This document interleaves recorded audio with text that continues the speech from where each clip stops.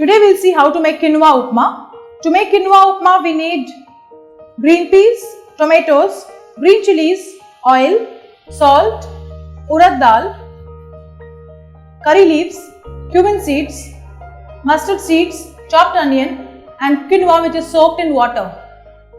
To begin with, we'll add some oil in a pan in which we'll add some mustard seeds and let this crackle.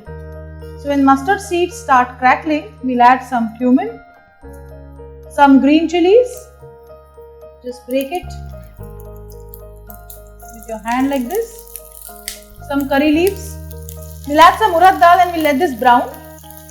After that we'll add in onions and tomatoes. Let's add some salt, some green peas. Now we'll add some quinoa. After you add the quinoa, you need to mix this well. And now we'll add in some water. This water should be hot.